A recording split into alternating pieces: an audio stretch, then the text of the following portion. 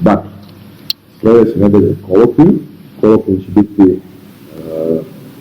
recimo, moram da proverim tačno od kog datuma je kolokvijumski taj frame, ali mislim da je od srede, tako da ćete recimo u sredi dobiti link koji će biti živ do petka, do kraja dana.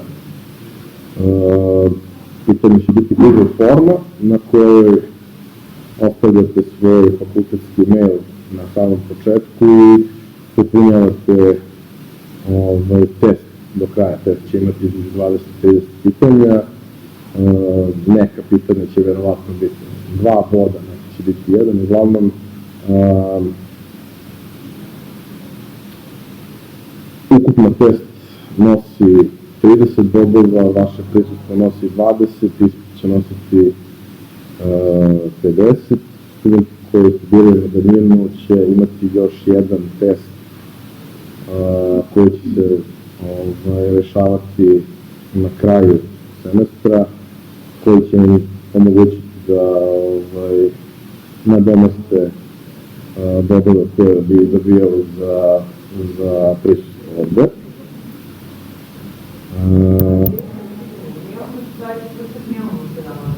Nema predavanje. Znači, bit će samo kolokvijum koji radite kući ili mislim preko god. Možda ćemo se...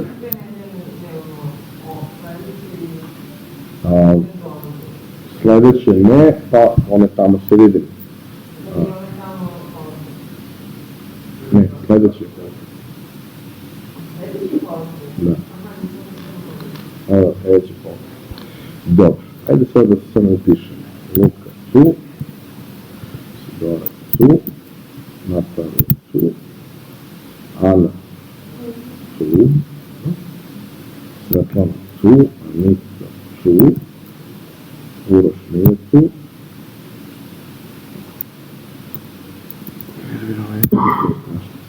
Milana tu, Starina tu.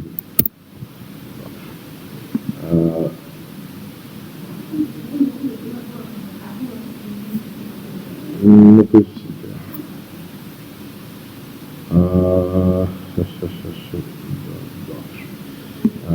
dakle, sledeće nedelje nećemo imati ništa, one tamo nedelje ćemo imati duplo, ali to ćemo se dogovoriti kad. Ja ću vam dati par nekih predloga termina, pa ćete vi odabrati šta najviše odgovara, šta odgovara najvećem broju vas.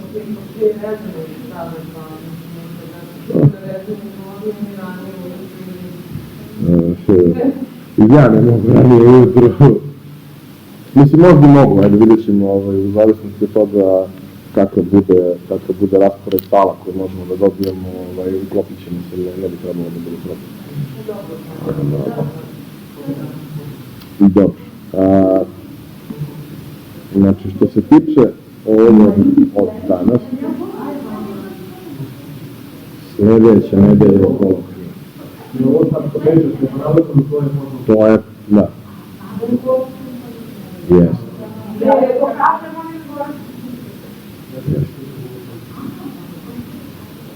Ja u Minhen, vi na kolokvijum. Sad, kao što sam rekao, od danas ćemo početi da se bavimo project terapijom. Sad, ono što je bila neka moja ideja je da pokušam da svako predavanje napravim tako da se jednim delom bavimo teorijom i istorijom, ovog puta će naravno biti istorija, nakon ovog časa više to neće biti toliko aktualno, a da otprilike pola vremena posvetimo tome, a pola vremena da posvetimo nekim, da kažemo, soft skills koje su nam neophodne u samom bavljenju ovom temom. Zašto je to tako? Pa zato što je istorija project managementa ekstremno dosadna, ima gomilu brojke koje vam apsolutno ništa ne znači u životu jer se nećete baviti time na taj način, čak i ako budete se baviti project managementom. Neki od njih nije loše da znate, pomenut ćemo ih ovde, ali u suštini trudit ću se da vas ne ubijam nepotrebno teorijom, ako vas baš zanima, vi ćete uzeti pa ćete čitati to. U suštini, potrudit ću se da se kao i do sada okrenem stvarima koje možete da kažemo, primenite u praksi mnogo više. Dobro, možemo da počnemo. Kako je sve počelo? Pa mislim, project management u suštini postoji od kamenog doba, kad se prvi put dvojica ljudi dogovorila da jedan plaši životinje, a drugi da ih lovi.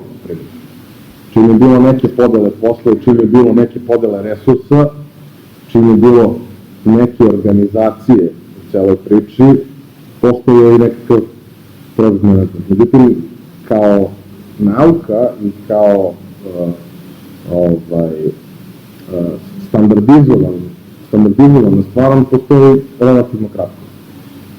Ipak, kad pričamo o njemu, najčešće prva tema o kojoj se govori, odnosno prva neka situacija u kojoj se pominje project management je izgradnja piramide. Zašto se priča o izgradnji piramida u celoj toj varijanti? Pa, zato što je to prva neka situacija istorijska u kojoj postoji dokumentovano da je postojala ozbiljna organizacija posla, da je postojala ozbiljna podela rada, da su postojali ljudi koji su se bavili menadžmentom, ljudi koji su radili građevinu u celoj priči, da je u to vreme prilikom izgradnje svake od piramida, svaka od njih imala po jednog zaduženog, nazovimo to, arhitektu koji je pratio razvoj svake od strana, da je to bilo ozbiljno planiranje, da je to bilo ozbiljno planiranje i ljudskih resursa i materijalnih i tako dalje. I mislim, koliko su oni dobro zapravo uradili posao, govori i to što 4.500 godina kasnije to i dalje stoji. Gotovo netaknuto. To je neka prva situacija, kažem, u kojoj se uopšte pominje mogućnost da je neki proces bio na taj način organizovan. Naravno, to nije bio prvi slučaj, sve što je rađeno kompleksno, sve što je zahtevalo nekakvo ozbiljno planiranje i imalo u svom sastavu nešto što podsjeća na današnji project management. Drugi primjer koji se često pominje, koji je nešto mlađi, je izgradnja kineskog zida, koja se odvijala u nekoliko faza i prilično je interesantna i kompleksna, ali ta neka prva faza kada su oko 200. godine pre nove ere krenuli sa ozbiljnim planovima i kada je veliki deo posla urađen, je bio impresivna iz razloga što ne postoje tačni istorijski podaci, ali se zna da je bilo između 300.000 i milion ljudi koji su radili na izgradnji zida.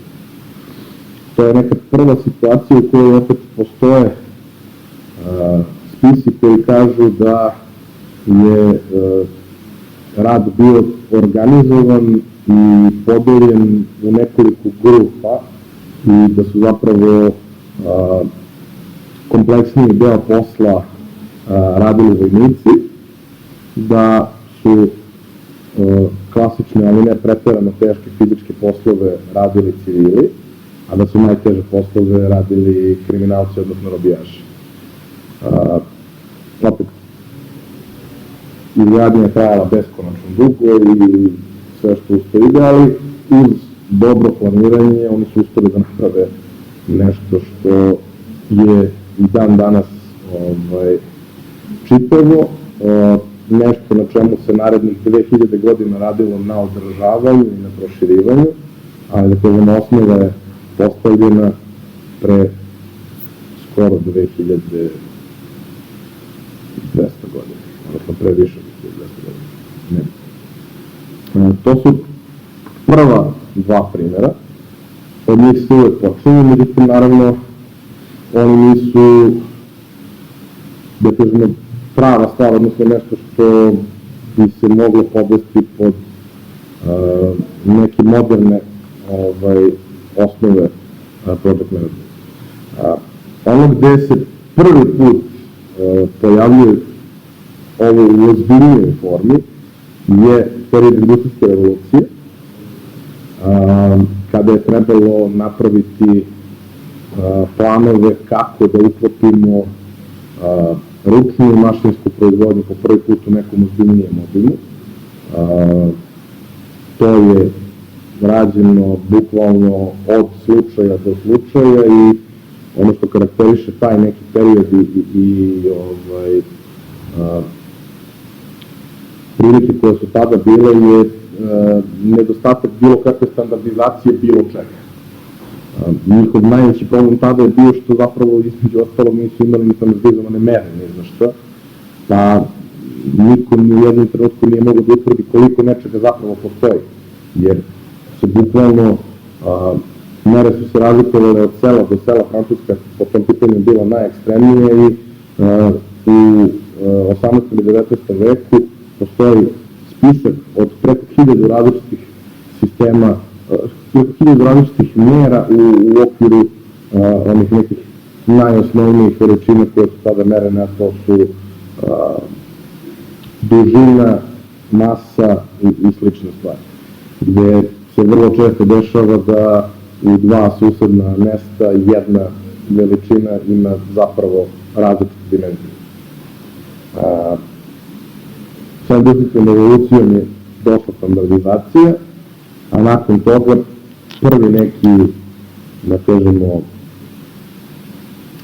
ozbiljniji projekat koji je rađen gde je bilo neophodno kompleksno planiranje na tom nivou koji negde sličan ovom današnjem je bila transkontinentalna železnica u Sjedinjenim Državama. Ona je građena nekih, skoro 30 godina. Naravno, podrazumevala je da se železničkom mrežom povežu sve najvažnije tačke u Sjedinjenim Državama i da se povežu dve obale. Prvi put u istoriji, mislim, to zvuči zastrašujuće, kad se kaže sad, imajući video od prethodne događaja, ali to je zaista bio prvi put u istoriji Sjedinjenih Država, a i u globalnoj istoriji da je neki tako veliki državni projekat napravljen. I posebno je impresivno u celoj priči što je Amerika i tada i danas bila podeljena na jako mnogo saveznih republika koje su svaka imala svoje načine kako se kontroliše budžet, kako se izdvajaju sredstva, kako se šta reguliše. Oni su uspeli da naprave sistem u kome to sve zapravo funkcioniše, napravili su unificiranu strukturu zaposlenih, gde je svako imao, po prvi put svako imao na različitoj poziciji u timu neku fiksno predefinisanu satnicu koliko je radni sat i ona je varirala od da kažemo nekih minimalnih iznosa za fizičke radnike do vrlo velikih iznosa za ljude koji su kontrolisali da li se sve odvija po planu. Uglavnom postojalo je 10 nivoa između i postojalo je nešto što se zove sistematizacija rada u toj cele priči. Sad, i dalje, naravno, nemamo ništa što bi moglo da se nazove prihvaćenim sistemom planiranja. Otprilike u isto vreme kada se sve ovo dešavalo, u Poljskoj je zapravo jedan njihov ekonomista napravio sistem koji se zvao harmonogram, koji je služio za planiranje vremena i koji je zapravo vrlo sličan nečemu što je kasnije postalo globalno usvojeno i poznato. Njegov problem je bio samo to što je sva svoja istraživanja objavljivao samo na poljskom, pa za to niko nije znao dobrih 50 godina nakon što su ona objavljena. Ono zašto su ljudi znali i ono što je postalo, da kažemo, prvi, to ćemo na sledećem primjeru, u stvari pošto je relevantnije na sledeći primjer, ali kako su stvari rešavane tad, kada nije bilo ozbiljnijeg plana ni za što i kada nije postojala sistematizacija posla generalno, kada su neki veći projekti u pitanju. Arhitekta koji je projektovao te zgrade ili zdanja ili mostove ili šta god, kao što je ovde Brooklyn Bridge na primjeru, je bio zadužen da nadgleda celu operaciju. Zvali su ga master arhitekt koji je bio zadužen za to, on je uvek imao svoje asistente koji su ga menjali, ali u suštini taj jedan čovjek je bio zadužen da isprati apsolutno sve i da o svemu bude u toku i on je taj koji je na kraju dana snosio punu odgovornost za sve. Što se nije pretvoreno promenilo ni kasnije, ali je kasnije imao gomilu alata koje mogu da koriste. Prvi od alata koji ćemo pominjati, a podsjeća na taj harmonogram o kome smo pričali malo pre, je nešto što izgleda otprilike ovako i dan danas se koristi i da kažemo da je on najosnovniji sistem, najosnovniji tool koji se koristi kada je planiranje vremena u pitanju. To je takozvani Ganttov grafik ili gantogram, koji predstavlja vremensku raspodelu za svaki od taskova koje je potrebno obaviti u okviru samog projekta. On je baziran na da kažemo, vizualnom predstavljanju potrebnog vremena za svaki od pojedinačnih taskova. Naravno, prva stvar da bi toga moglo da dođe je da se napravi podela taskova. Ona je rađena ad hoc tada, kasnije je uvedeno nešto što se zove WBS, odnosno Work Breakdown Structure, i kombinacija ta dva, odnosno gantogram na dobroj osnovi WBS-a, otprilike izgleda ovako i na ovakav način se prati. Što kažu studenti, fona, plan je ništa, planiranje je sve. To je zapravo i suština cele priče. Vi planirate da biste imali predstavu i trudite se da budete što preciznije u tome. Vrlo retko realizacija ide baš idealno onako kako je po planu. Ili je potrebno manje vremena, ili je potrebno više vremena, ali vi imate nekakav blueprint po kome želite da idete i trudite se da iz projekta u projekat vaše procene budu što je bolje moguće. Nekada ostavljate rezervu, pa onda se ispostavi da vam ona možda ne treba, nekada ta rezerva koju ste ostavili nije dovoljna, ali suština je da sa jedne strane imate precizan plan, a sa druge strane da pratite realizaciju i da vidite koliko odstupate od tog plana da biste mogli negde da pokušate da se uklopite. Zašto je ovo toliko bitno i značajno i zašto i dan danas ga svi koriste, ako nemate nekog većeg iskustva na ovome, ovo ćete ovakav sličan, možda malo prostiji do duše, plan ćete naći u svakoj prezentaciji svakog klijenta i svake agencije, zato što je to najjednostavniji način da to prikažete i zato što u bilo kom trenutku možete da podvučete crtu kao što je ovdje i da kažete danas smo tu, a trebalo da budemo tu, ili danas smo baš da treba da budemo. Uglavnom, prva neka ozbiljnija primjena svega ovoga je bila na izgradnji Hooverove brane koja je trajala od, ako se nema, 1931. do 1936. I dan danas spada u jednu od najimpresivnijih građevina tog tipa i jednu od najvećih gravitacionih brana na svetu.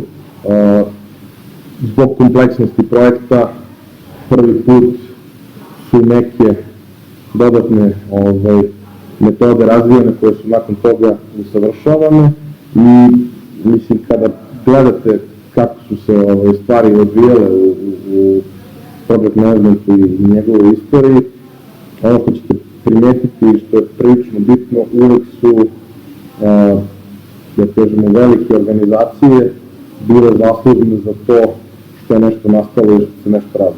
Da li je u pitanju vojska, da li je u pitanju neka velika fabrika, nekakva velika proizvodnja. U svakom slučaju, razvijali su to oni kojima je to najviše trebalo, a kasnije su to koristili i svi ostali. Što se tiče konkretno Fullerove brane,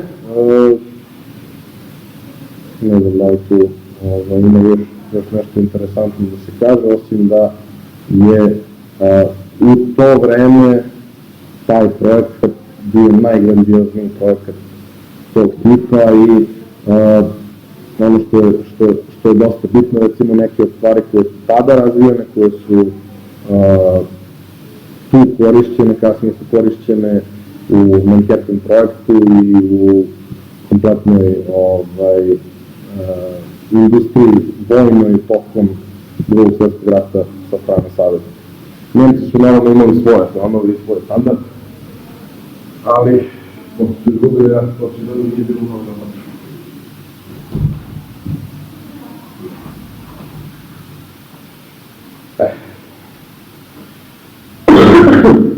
Sad, idemo na drugu, da kažemo, tehnologiju koja je razvijena, odnosno metod koji je razvijen, grafičko predstavljanje kako se sam projekat odvija, odnosno grafičko planiranje. To je takozvani CPM model, odnosno Critical Path Method, i kao što vidite, razvili su ga DuPont korporacija i Remington, jer je njim bio neophodan za proizvodnju, a paralelno sa tim je napravljena, da kažemo, još jedna dodatna inovacija koja je unapredila ovaj način prikaza. To je takozvani PERT, odnosno Program Evaluation Review Technique, i razvila je američka vojska za potrebe Polaris projekta. Tako u suštini ovo funkcioniše, tako što iscrtate sve bitne tačke na projektu, povežete ih time koliko je vremena za njih potrebno. One koje mogu da se rade paralelno se rade tako da ih povežete iz jedne tačke da se istovremeno dešavaju, a najkritičnije vremenske periode i najkritičnije taskove povezujete crvenim strelicama da bi naglasili da je to nešto što od čega najviše zavisi da li će taj projekat biti urađen na vreme ili ne. To vam je što se tiče tog nekog prvog dela i osnova svega. Nakon toga ono što je to bitno da znate je da je otprilike to bio period kada su konačno imali dovoljno teorijskih osnova i dovoljno razrađenih metoda da project management postane nauka. Formirane su nekoliko zemalja i instituti koji su se bavili time, formirana je međunarodna asocijacija u Evropi, a nakon toga i Project Management institut u Sjedinjenim državama koji je, da kažemo, i dan danas glavno sertifikaciono telo za taj deo priče. O tome ćemo nastaviti sledećeg puta. Prebacit ćemo se na neke interesantnije primere i druge stvari za vas. Ono što je bitno i ono što ću vas negde pitati i na kolokvijumu, uglavnom imate u prezentaciji, tako da neću previše detaljno zalaziti u to, nego prosto čisto da imamo bar nešto što se tiče samo programa. Kasnije, nakon svega ovoga, dolazi razvoj alata, dolazi razvoj raznih nekih dodatnih certifikacija i u suštini project management polako počinje da ulazi u sve pore, da kažemo, sve pore poslovanja gde je neophodno neko ozbiljnije planiranje. Sad, vraćamo se na soft skills. Da, ovo će vam možda biti malo zanimljivije, a možda i neće, sve moguće.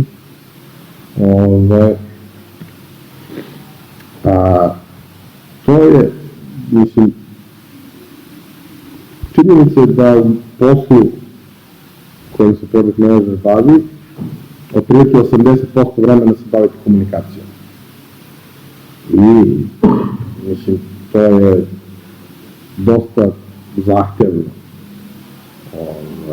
I sa strane pripreme, i sa strane realizacije, i u suštini, mislim, kad uzmete ovdje sa kakvim sve ljudima morate da komunicirate, nije to baš tako jednostavno i uvek prijatno. Sad, da biste mogli da funkcionišete u sistemu, posebno što je vaša pozicija malo drugačija od svih ostalih u timu, morate da naučite kako drugi ljudi komuniciraju, da naučite da ih negde osnovno, a kasnije i kompleksnije razvrstate i da znate kako sa kim komunicirate. O tome smo pričali kad smo pričali o tome kakvi su članovi tima, pričali smo na jedan način, sada pričamo na neki malo drugačiji način.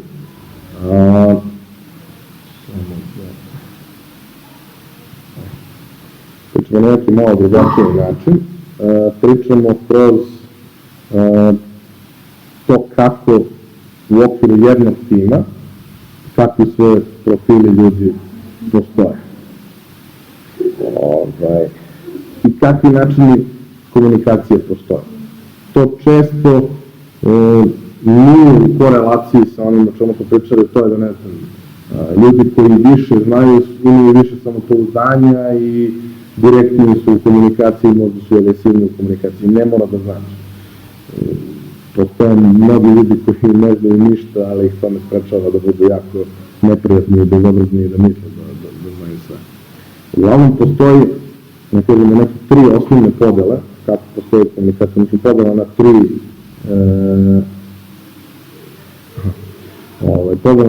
na tri tipa komunikacije i tu postoji još jedan koji je među tip, a za nas je posebno interesantno. Prvi tip komunikacije je agresivna komunikacija. Ja sam ovdje naveo neke najosnovnije stvari, da ih pročitamo. Agresivna osoba zahteva i naređuje, optužuje i krivi druge, često spuštajući komunikaciju na lični nivo tamo gde tome nije mesto. Ne priznaje svoje greške, ne sluša i prekida, glasno govori, agresivnije gestikulacije. Poruka agresivnog ponašanja, ja mislim ovako, a ti si glup ako misliš drugačije. Imali ste prilike, to sigurno da sretnete, vidite na televiziji prethodnih dana i tako. Ja sad ne ulazim u detalje, ali poenta cele priče je da negde pokušate koliko god je to moguće da sa takvim ljudima održavate odnos i tako da se nikad ne spustite na njihov nivo. To su oni ljudi koji će u trenutku kada je to najneprimerenije, ako misle da će im to pomoći da pobede u raspravi, iskoristiti mnoge neke lične momente koje možda znaju o vama ili su negde čuli, a kojima zapravo tu nikad nije mesto. To su ljudi koji će najčešće, ukoliko im se ne stane na put, istrati svoje, čak i kad nisu u pravu. Vaš zadatak u celoj priči je da učinite da se ti ljudi ne osjećaju previše loše, da budu, da kažemo, prirodno zadovoljni, a da vi od njih izvučete ono što je možda najbolje, odnosno da kada zaista jesu u pravu, isteraju svoje do kraja, kada nisu u pravu, da misle da su istarali svoje do kraja.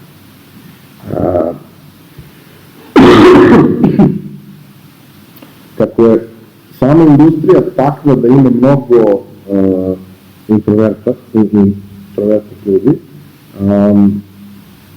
vrlo bitan deo tima su i ljudi čija je komunikacija pasivna, odnosno, kako ovde kaže, osobe koje pribegavaju ovakvom stilu komunikacije su veoma nesigurni. Njihov cilj je da zadovoli drugog po svaku cenu i po svaku cenu izbrinu konflikt.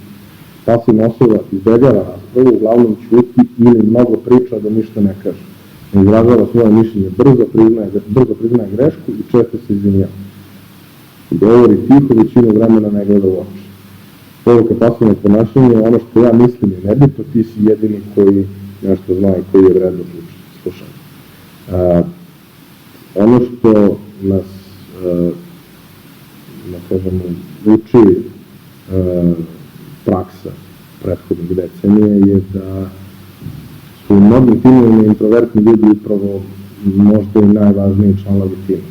Njihov problem je što oni ne umeju da komuniciraju sa drugim ljudima i ne umeju da se izbore za svoje mišljenje, ali vi ste ti koji trebaju njih da saslušate i da pokušate da nađete način da se njihovo mišljenje čuje ukoliko je ono zaista bitno i relevantno, a često jeste, jer to su ljudi koji ne galame, ni ćute, razmišljaju i donose zaključke, oni će, ako misle da nešto ima smisla, to stidljivo reći, ako ih bilo ko napadne, recimo oni prvi, oni će začutati i povući se i ste izgubili potencijalno jako vrednu stvar. Kažemo, važno zaključite negde koliko to moguće njih da štiti. Nije to uvek ni moguće, ni jednostavno, ali vi ste njihov glasnogovornik, odnosno vi ste zaduženi da se to što oni misle, koliko je bitno i relevantno, da se čuje.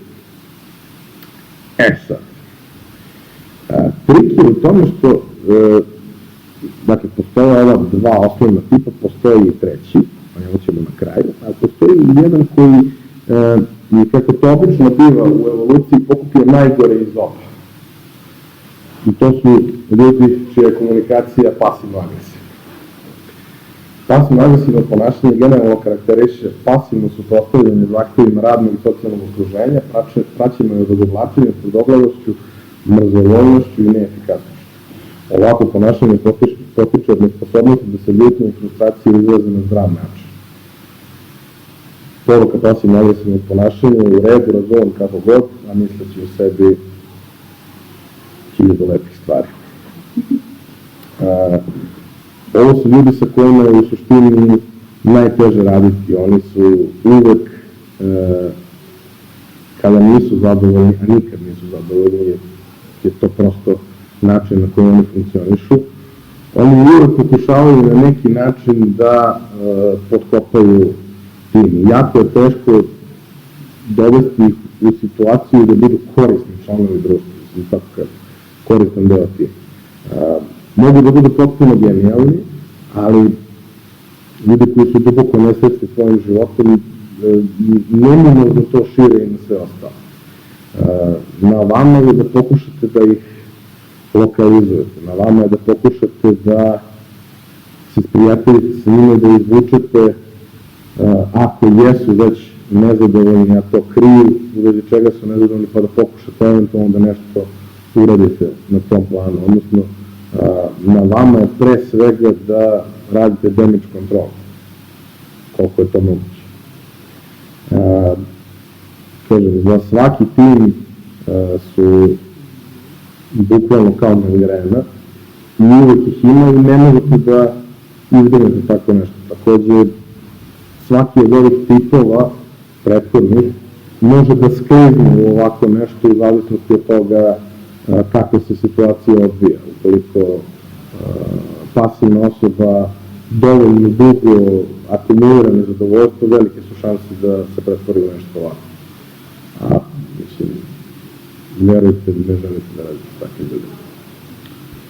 I sa njima se može raditi, sa svim se može raditi, ali je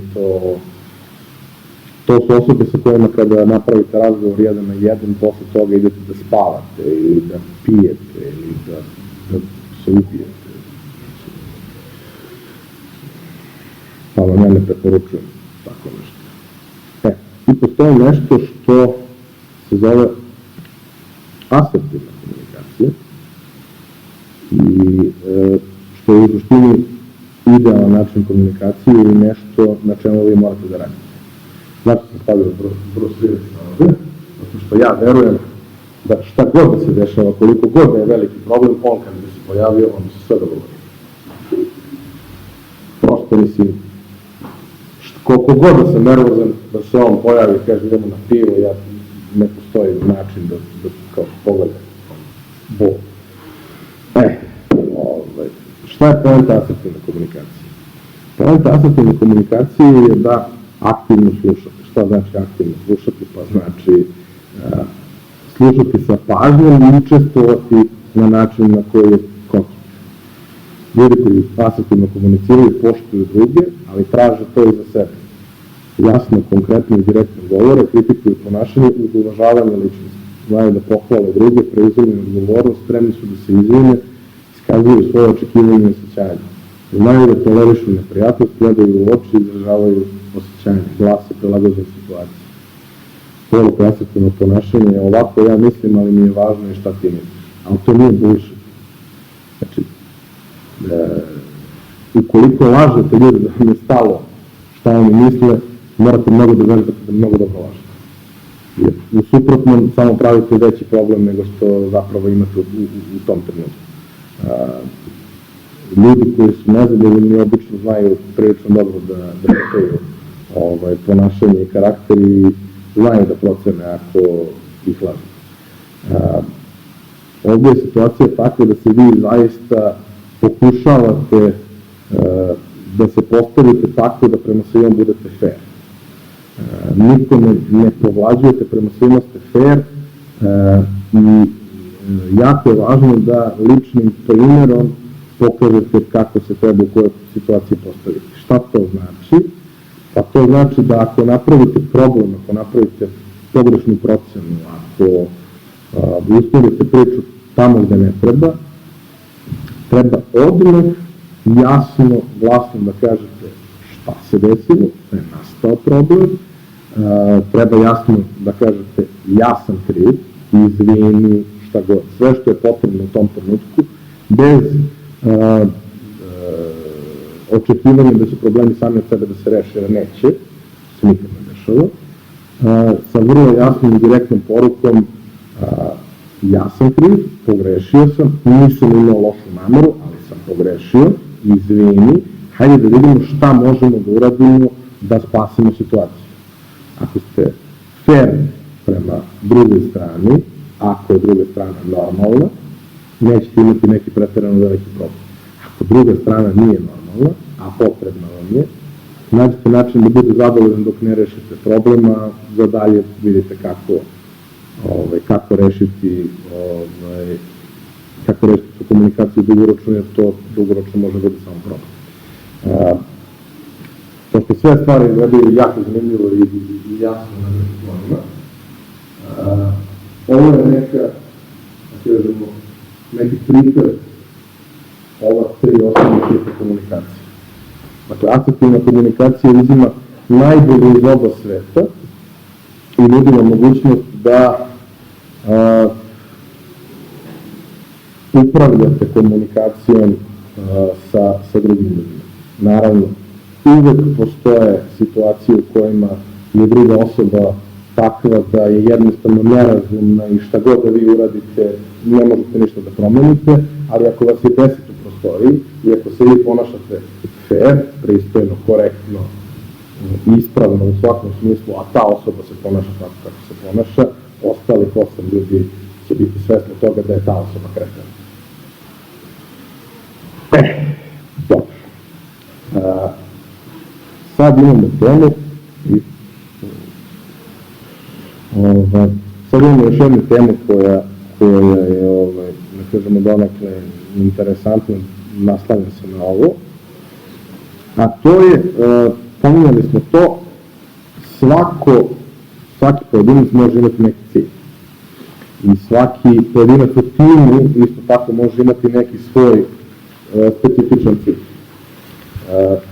Vi ne možete baš previše da utičete na to koji su ciljevi ljudi sa kojima sarađujete, ali možete makar donekle i možete učiniti da njihovi lični ciljevi ne ugrožavaju vaš cilj, a vaš cilj je, za razliku od svih ostalih koji učestvuju u celoj priči, vaš cilj je šira slika. Odnosno, vaš cilj je dobrobit projekta, dobrobit firme ili dobrobit samog projekta. Znači, vi ne gledate, odnosno, ne biste trebali da gledate svoj nekakav lični interes, da biste trebali da stavite interes projekta na prvo mesto. U praksi, mislim, vaš lični cilj bi trebalo da bude istovremeno za interes projekta, to negdje slično. Sad, kako se dolazi do tog cilja? Šta je tačno vaš posao? Pričali smo svo ovo vreme šta je posao, ajde sad da to sumiramo u par rečenica. Posao project menadžera je da koordinira interne i eksterne resurse tako da se projekti realizuju u okviru roka, plana i budžeta. Vaš posao je da omogućite ostalim članovima tima da budu fokusirani na ono u čemu su najbolji. Da bi se sve to desilo, postoji mnogo nekih koraka i faza, mi smo deo njih prošli u prethodnim nedeljama na ovaj ili onaj način, ali sada ćemo to da sistematizujemo kroz nekoliko koraka koji su tu najbitniji. Prva stvar i osnovna, upoznate dobro tim u kome radite i klijenta koji postoji. Zašto na tome toliko insistiram, zašto to ponavljam toliko, zašto smo se time toliko bavili do sada, zato što je to suština svega. Vi najčešće ne možete da birate ljudi sa kojima ćete raditi. Kad porastete i budete gazde, moći ćete možda da birate donekle makar tim sa kojim radite, ali i tada ćete verovatno imati prilično ograničen izbor ljudi koji su vam dostupni.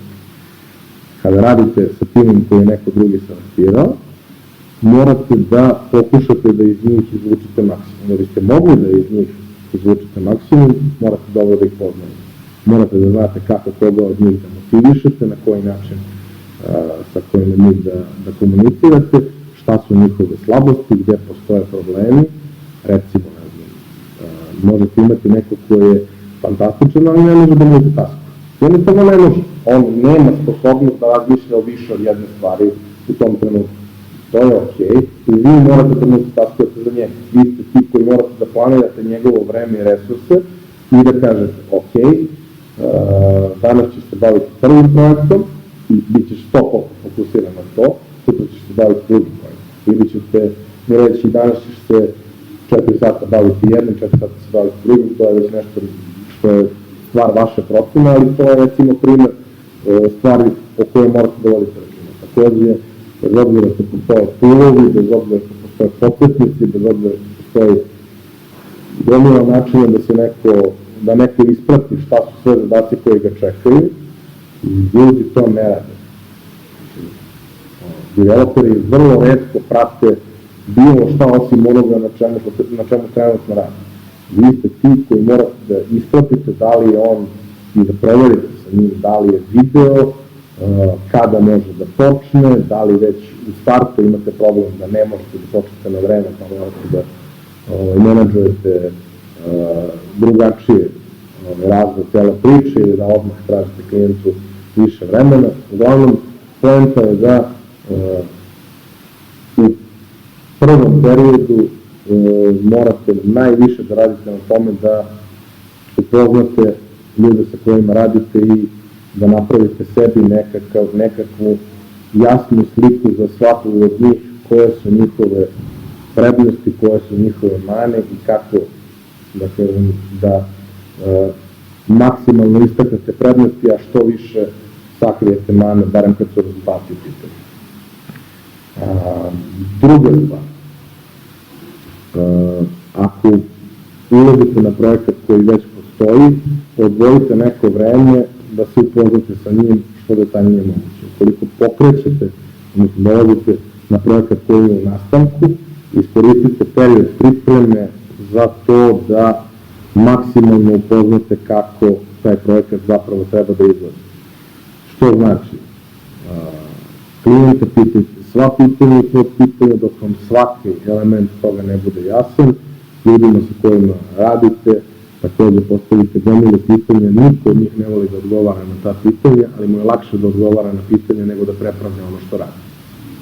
Dakle,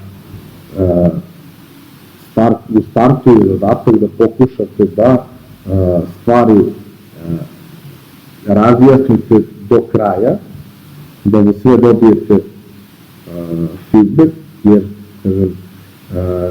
ne postoji ništa gore nego da radite efikasnu stvar koju uopšte nije trebalo da radite. Kad ste potrudili da optimizujete rad na nečemu na što uopšte nije trebalo da gubite vreme. A mislim, bez obzira na to koliko se pripremate, takve stvari će se dešavati, ali cilj je da probate da ih svedete na to da se ne dešavaju previše često. Kada znate s kim radite, s kakvim resursima raspolažete i kada znate tačno šta treba da radite, ostaje vam da napravite podelu na korake i da pratite kako se stvari odvijaju. Šta to znači? Pričali smo pre pola sata o tome kako izgleda gantogram, evo kako izgleda gantogram nekog malo kompleksnijeg sajta. I ovde ima primjer da je to po Agile, nije bitno da li je po Agile ili kako god, poenta je da svaki od taskova mora da se raščlani, svaki od njih mora da se smesti u odgovarajući time frame. Mnogi stvari mogu da se rade paralelno, na vama je da vidite šta od toga možete da uradite paralelno, zašto imate resurse, zašto imate ljudi da možete da uradite paralelno, a i na vama je da napravite jasan plan kako bi to zapravo trebalo da izgleda.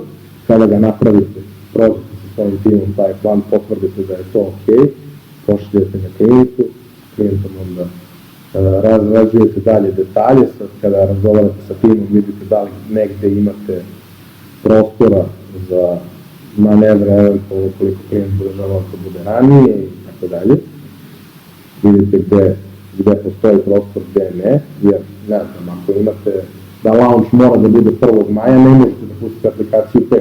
ali možda neke stvari možete da uradite naknadno, jer nisu bitne u prvih nekoliko dana ili prvih nekoliko nedelja. Uglavnom, na vama je da isplanirate i što je najvažnije, to sam pomenuo 5 puta do sada, ali to jeste poenta cele priče, da svakodnevno, češće od svakodnevno, pratite kako se stvari odvijaju i dokle je šta stiglo. Gde se došlo do problema, gde postoji zastoj, koji god da je razlog za taj zastoj. Nekad je razlog za zastoj to što je osoba koja je zadužena za taj deo projekta se razbolana i ne dolazi na posao. Nekad je razlog zato što nekad je problem u tome što postoji situacije koje ne znaju kako da reše ili postoji neka nepoznata zašto se čeka feedback od klijenta. Ako vi to nemate pod kontrolom, stvari mogu da se razvuku beskonačno. A nije lepo kad se stvari razvuku beskonačno. Dalje. U slučaju problema, kao što rekao, na vama je da utvrdite sve činjenice, obavljate sve koji treba da znaju i zajedno sa njima dođete do rešenja. To je onaj razgovor koji niko ne želi nikada da obavi ni sa kim, ali je to razgovor koji je neophodno da se obavi što pre i što konkretnije, da bi se vidjelo šta može da se spase, jer što ranije utvrdite da problem postoji, više manevarskog prostora vam ostaje da ga rešite brzo. Šta to znači? Pa to znači da ako projekat traje 4 nedelje, vi ste u prvom utvrdili da nešto nije u redu, imate 3 nedelje da nađete dodatne resurse, da to bude i dalje gotovo na vreme. Ako nađete zadnjeg dana problem i treba vam 2 nedelje da ga rešite, probit ćete rok 2 nedelje ili nedelju dana. Ali zavisno se koliko ljudi opredelite za taj projekt.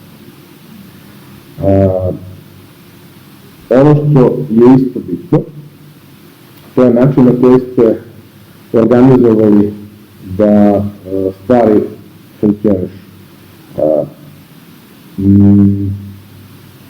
Znači, komunikacija može da ide ili kroz vas, kao poluproputljivu membranu, ili će tu samo da ispratite šta se dešava, potećete, objašnjavate, budete medijani. Šta to konkretno znači? Recimo, u mojoj firmi smo shvatili da, odnosno našoj firmi, smo shvatili da nikako nije dobro da ubacimo direktno klijenta u komunikaciju sa developerom. Postoji više razloga za to, jedan od razloga je što klijenti obično ne znaju šta hoće, a drugi je što naši developeri imaju soft skills kao mesari. I to uglavnom nije dobro. Takođe, u većini slučajeva, kada developer traži neku informaciju, kada traži neku informaciju, on to traži na način koji je njemu razumije. U 99% slučajeva klijent nema predstavu šta nam traži. Tako da to mora da se prevede, mora da se objasni i mora negdje da postoji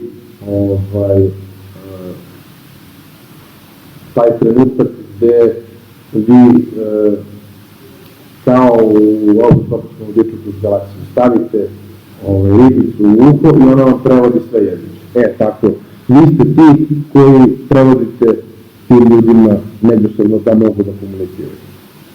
U nekim slučajevima ćete utvrditi da je potpuno ok da ih spojite direktno, što ne znači da ih spojite i baš vas briga, da ih spojite i pratite šta se dešava, jer ukoliko dođe do problema, vi ste tu da taj problem ne eskalira.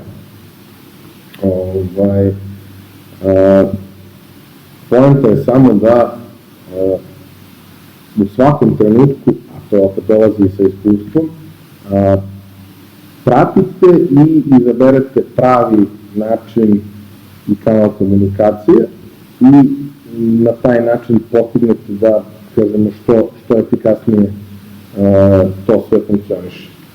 Jer, što kaže izreka, kada u ruci imate čekić, sve vam liči na Excel. Vaš zadatak, pored ovih stvari koje su negde osnova, vaš zadatak može da bude i još gomila nekih drugih stvari, ovde sam ih neke od njih naveo.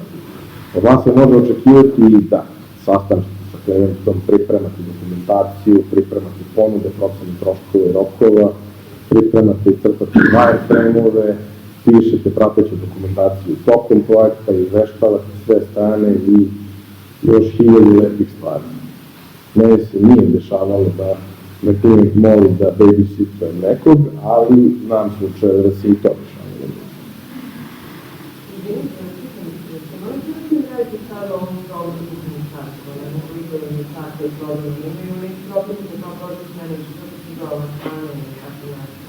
Ima ih nekoliko.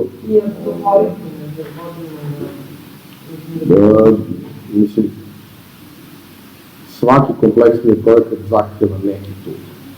Koji je to tool, to je sad već individualna stvar. Mi ćemo, vjerovatno za nekih mesec dana, proći one koji se najčešće koriste, sa nekim njihovim specifičnostima, za neke od njih ću pričati malo detaljnije, neki ću samo pomenuti. U suštini, da, apsolutno se koriste i to je jedini način da nešto kompleksno zaista možete da ispratite. Ono što je recimo prilično bitno u celoj stvari je da naučite sve članove, što u vašem timu nije problem jer oni su navikli da rade na taj način, ali kod klijenta obično jeste problem, da ih naučite da koriste određeni kanal komunikacije na pravi način. Šta to znači? Evo, primjer, radi projekat od pre 10 dana. Neki naši prijatelji, nije mi važno, prave neku akciju koja je uši, mislim da počinje sutra i treba im da se uradi dizajn kompletnog promotivnog materijala. Naravno, pošto se oni ljudi bave administracijom servera i mreža, nema niko da napiše sadržaj. Odnosno imaju jednu osobu, a ta osoba je sticajem okolnosti otišla na Jamajku. Pa je nije baš prioritet da to piše. Ali to treba da se desi. I znamo prilike kako to, šta će to prilike da se drži, ali nemamo baš sve detalje što se toga tiče i ja sad pokušavam tu, pošto sam ja bio zadužen i za komunikaciju, da posadnem i da napisam. Baš ne volim da radim, ali nije važno. Ja dobijam 5-6 osoba za kontakt koji se ne bave time, ali kao pomoći će oni dok se ovo ne vrati. I ja im na vreme kažem, ja sam sad trenutno u Milanu i naredna 2 dana ne mogu se bavim time, ali kad se vratim, to je vikend, za vikend ću da vam uradim prve nacrte i poslaću sve što mi fali od stvari da bismo mogli da stignemo to na vreme, jer ako radite print, treba da ostavite bar 3-4-5 dana da se to sve desi. Nedelju dana se niko ne javi. Ja pošaljem 3 maila podsjetnika, kao pošaljite mi taj logo vektorski, pošaljite mi tekstove koji idu ovde, recite mi šta hoćete konceptualno da imate na ovom flyeru, pa ćemo tekstove ubaciti kasnije, ali bar da nacrtam te osnovne stvari, da posle samo pristujemo tekst. Niko se ne javlja i onda se naravno javljaju u petak sa frkom kad će to da bude. I onda, pošto imamo u stvari 2 koraka koja su jako bitne. Prvi korak je u startu prvom mailu, prve 2 rečenice se odnose na sledeće. Nemojte me zvati telefonom, nikad, naročito me ujutru, zato što prvo ne volim da me zovu telefonom ujutru, ako spavam još manje volim. A druga stvar, ne znači ništa to što ćete mi reći telefonom. Ako sam na sastanku, ili sam ovde, ili sam negde treće, nije važno, to što ste mi rekli telefonom, ja neću zapamtiti. Ili ću zapamtiti 2 od 5 stvari. Sedite, napišite mail, ja ću pregledati mail, uraditi sve po tome i odgovoriti vam u najkraćem roku. Zove telefon. Jel mogu ja telefonom te pitam? Možeš da mi pitaš, ali nemoj da mi kažeš šta treba da radim jer ne vredi. Pa što tako? Piše u mailu što tako. Pa ne, ja sam samo mislio, ženo, ne radim na tome trenutno. Radit ću na tome kad završim sa svim ostalim obvezama nekad večeras, kad god, noćas, nije bitno. Popiši šta hoćeš u mailu. Ako hoćeš da se to desi ranije, to se pa angažuje nekog ko to može da ti urade ranije. Ja ne mogu. Iz 3 poziva smo došli do toga da je ona konačno to poslala mailom, ja sam to procesirao, završio, poslao nazad i to se na kraju i desilo. Ali poenta je da ako, evo danas smo imali situaciju sa klijentom koji je bukvalno 250 mailova razmenio sa nama u vezi nekog dizajna za neku igru koju radi. Neko mora u celoj priči da vodi dokumentaciju šta je poslednje što je dogovoreno. Ako to klijent ne radi, a ne radi nikad, onda smo mi ti koji moramo da pratimo te stvari i da u svakom trenutku imamo precizno šta je to što se radi, jer suprotno možemo da dođemo u situaciju da gubimo vreme na stvari na koje ne bi trebalo da gubimo. Ako je način komunikacije sa klijentom mailom, onda klijent pošalje šta treba i neko od nas koji u toj mail komunikaciji ima zadatak da to ubaci u tool. Da te stvari koje je klijent poslao sistematizuje, prepakuje i ubaci u tool i postavi ih kao taskove, zaduži osobe koje treba da se bave time koja čime treba da se bavi i to je način prilike na koje stvari radi. Ako je potrebno nekad nešto na brzinu da se sitno promeni i tako dalje, to može da se uradi i bez nekog ozbiljnijeg tula, može da se uradi kroz Slack, ali i dalje mora negde da stoji zapisano da se to desilo, zato što je to jedini način da u slučaju da nešto pođe naopako, mi to možemo na klik da vratimo iz backupa. Ako to nije nigde zapisano, ako to nije sačuvano na Bitbucketu ili na SVN-u ili šta god da se koristi za vrženje, mi to ne možemo da vratimo jednostavno. Odnosno, mi negde moramo da imamo spisak stvari koje su nabuđene nakon što je završena finalna verzija, da bi mogli ponovno da ih nabuđemo. Vrlo je bitno da se tim stvarima pristupa sistema. Vrlo je bitno da se sve što može planira na vreme, jer ako postoje 2 nedelje da se nešto uradi i ti baciš nedelje dana kroz prozor, kao što su recimo konkretno ovi ljudi o kojima smo pričali bacili, ne možeš da očekuješ da će neko da uzme i da pogine za 3 dana da napravi nešto što tebi treba. Jednostavno ne možeš. Neki ljudi su spremni na tu žrtvu, a neki ljudi smo i ja koji nisu spremni na tu žrtvu, jer jednostavno svako treba da uradi svoj posao kako treba. Klijenti ću možda da izađemo u susret, ali ću da mu naplatim to duplo više. Ljudima kojima to radim na humanitarnoj osnovi, neću. Zahtevam da se poštuje moje vreme. Kao i što sve moje kolege zahtevaju da se njihovo vreme poštuje. Ako mi stigne zahtev u 5 do 5 da se nešto izmeni, to neće biti izmenjeno taj dan. Naravno, to je to nešto što je moglo da stigne u 10 ljudi.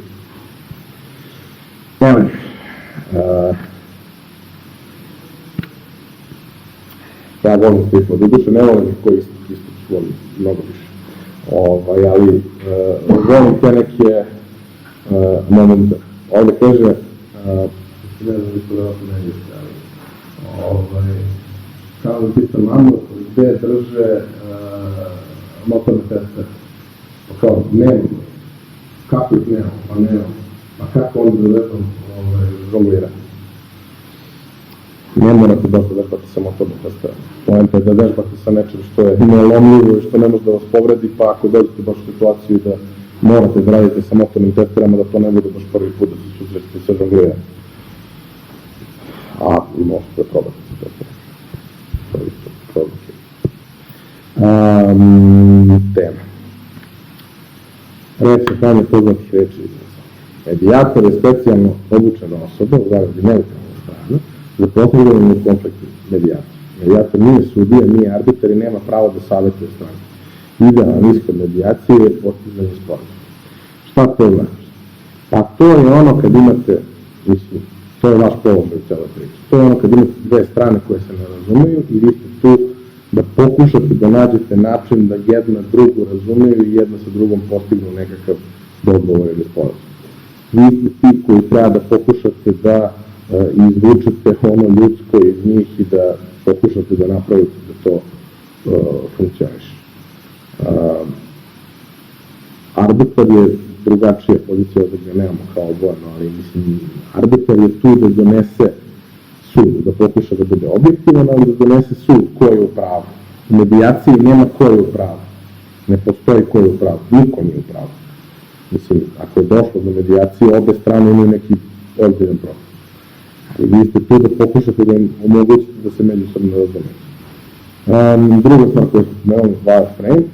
Wireframe predstavlja uprošćeni prikaz skic dizajna sa najvažnijim elementima i njihovim pozicioniranjem. Koristi se kao pripremni proces u dizajnu.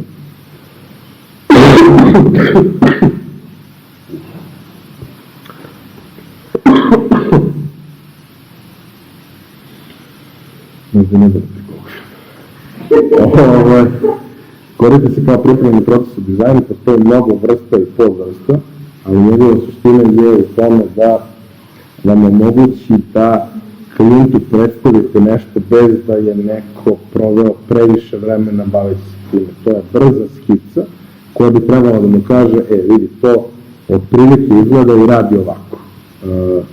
Na jednom od narednih predavanja ćemo se baviti detaljnije ovom temom i pokušat ću zapravo da vam pokažem kako je to najjednostavnije raditi, koje alate možete da koristite, šta je važno da imate u vidu, šta nije važno da imate u vidu i prosto kako da te stvari rešavate za klijente, kako da rešavate interes. Poslednja stavka Quality Assurance predstavlja sistem provere i testiranja sistema sa ciljem da se greške i propusti uoče i isprave pre puštanja aplikacije javno. To je sada već i prilično ozbiljna industrijska grana u IT-u, gde je vaš zadatak da kroz niz testova testirate aplikaciju pre nego što ona postane javna. Sve greške koje uočite po prioritetu popisujete, one se po prioritetu ispravljaju, pravi se nova verzija, ponovo se sve testira, to je ekstremno dosadan posao, ali odlično plaćen, jer je jako važno. Dakle, po prioritetima se stvari ispravljaju i onda se zbacuje nova verzija koja se ponovo testira i tako u krug. I konstantno imate, to je nešto što ćemo narednog puta, o čemu ćemo narednog puta i malo više pričati kroz Agile i kroz Lean, kako stvari funkcionišu, ali pojednostavljeno, nekada je, da kažemo, uobičajen proces razvoja nekog kompleksnog proizvoda funkcionisao tako što sednete i isplanirate sve što postoji, napravite savršen proizvod i onda potrošite beskonačnu količinu vremena i para da napravite taj proizvod. I onda utvrdite taj proizvod nikom ne treba. Ono što se promenilo i ono što nam je donelo Agile ili Lean, to je da u suštini prvi korak je da napravite MVP, odnosno minimum viable product. A šta je MVP? To je tek malo više od prototipa koji pokazuje najvažniju funkcionalnost koja radi.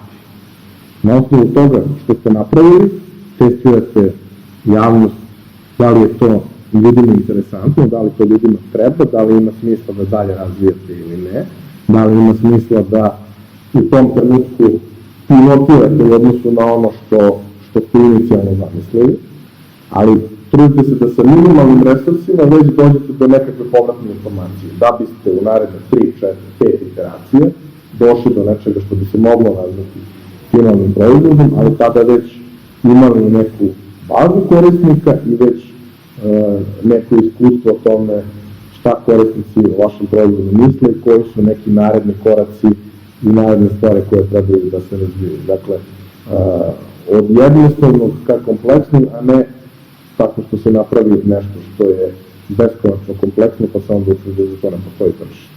Ili da to ne rešava ljudima onaj problem na koji ste inicijalno mislili. Time ovu lekciju završavamo. Ono što ostaje je ukoliko nešto nije jasno, ukoliko imate neko pitanje, a tiče se materijala koji će biti na kolokvijumu, a to je zaključno sa ovom lekcijom sve što smo radili. Pitajte sada ili iskoristite narednih 6 dana da pitate mailom. Ja ću se potruditi da vam uvijek odgovorim u oko 24 sata na sva pitanja. Mislim da neće biti preterano teško, potrudit ću se da ne bude previše komplikovano, ovo što ja vas negde molim, a to vas molim, to ćemo da isključimo i snimati, pošto su dosta bolje kad se isključi snimanje.